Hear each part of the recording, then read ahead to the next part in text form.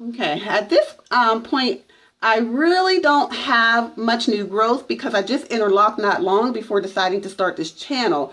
But because I've received some requests to show that part of my routine, I'm going to try to see if I can find some locks that I may be able to interlock. Let's see here.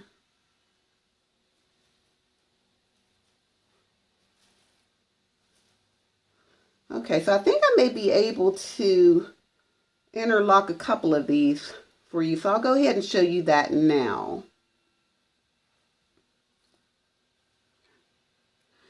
Now I use a straight pin for interlocking. I hope you can see that.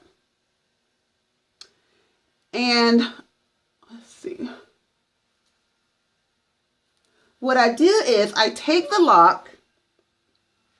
This is the lock I'm going to use. I take the lock and then I feel the new growth. I kind of feel how much new growth I have. And based on the amount of new growth, I kind of estimate how many turns I will get on a rotation. My ideal amount of turns is 3 or 4. Okay. So based on the new growth here, or the slippage from dyeing my hair and washing it, I think that I may be able to get maybe 3 turns out of this rotation. Let's see. So I'll do that now. All right. So what you're going to have to do is, like, for demonstration purposes, think of my head as a compass, and the back of my head will be the north. The front of my head will be south. The right side of my head will be east, and the left side of my head will be west. Okay, so what I do is I start with the lock, then I'm going to interlock, and I take the loose hairs around the base of the lock and I twist them around the base of the lock, like so. I hope you can see that. I'm just taking the hairs, the loose hairs around the base, and twisting it around the lock. Now, based on the amount of turns that I want to get, and I'm getting 3 out of this lock, I want my hair to lay down the west side of my head. So that means for a 3-point turn, I'm going to have to start from the east and go in the westward direction. So I'll start that now. I'm putting the straight pin in from east towards west. Okay.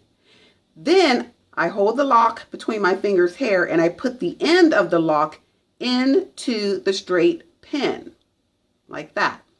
And a little bit of it will be hanging out of the end. And then I take that and I gently pull the lock through the base back into the eastward direction that I started with. Okay, then I want to repeat that process, starting with twisting the hairs again. I twist the loose hairs, but this time I'm going to enter the straight pin from, actually I'm going to do the south, from the south direction going in towards the north direction. So I take the straight pin, I go in from south to north. There it is, it's in there. And I insert the lock, just the end of the lock, a little bit, so sticking out just a little bit. And then I pull the lock back through the base, back in that southward direction. There you go. Okay. Now for my final turn, my third point on this rotation, I'm going to start again by twisting the hairs at the base of the lock. And I hope you can see what I'm doing here. Twisting the hairs at the base of this lock. And this time, I'm going to end it in the direction that I want my lock to lay, which is that westward direction. So I'm going to start by inserting the pin from the west towards the east.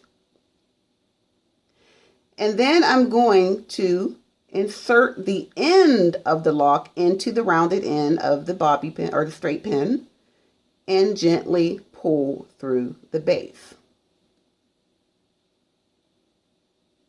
And there you have it. I am done with that lock. Now I don't want to over tighten. It's very important not to over tighten. And then once I'm done with my rotation on that lock, and this is very, very important, what I do is I take and I twist the loose hairs from the base of the lock all the way down to the tip of the lock.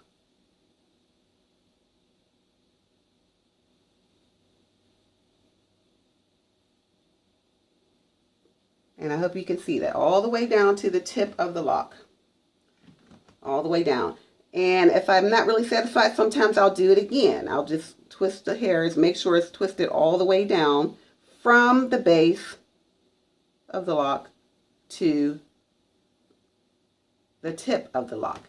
And when it's done, you can see that all of my stray hairs, all of those loose hairs, are neatly wound around the length of the lock.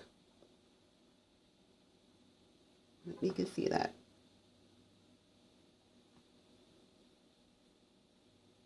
There we go. And I'll do another one. I'll do this one here. And sometimes what I'll do is I'll kind of brush the hairs around the lock because I like to keep my parting.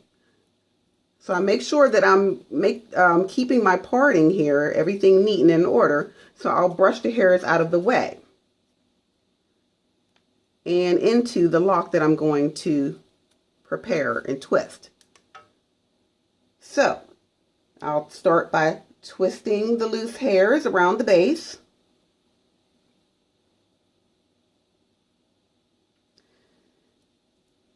And doing that whole routine over again, take my straight pin, enter it from the east, going into the west direction, east to west. Put the end of the lock into the rounded end of the straight pin and gently pull through the base back into the eastward direction. Do that process again, starting with twisting the hairs around the base, making sure to get them all in. Then this time I start from the south, going to the north direction. South, and let's make sure it gets in there, into north. Okay, and then I add the end of the lock in there. And I pull through gently back into the southward direction. Okay, now since I want this lock to lay westward, I'm ending on my 3-point turn, going from the west direction into the east direction. So let's make sure I get it in the middle. There we go. And enter the end of the lock. Gently pull through, and I'm done with that rotation. And now the crucial step, and this is very, very important, is I always twist the hairs around my lock from base to tip. This is one of my secrets for maintaining smooth, neat locks. Now, my other secret is always sleeping in my handcrafted locked and loose satin lock wrap. That's my other one. So that's my interlocking method. And as I said before, if I don't have any new growth and don't need to interlock, I'll just proceed to the smoothing method, where I just twist the locks from the base to the tip. Now I'll do that right now for the rest of my locks and come back to you with the finished results.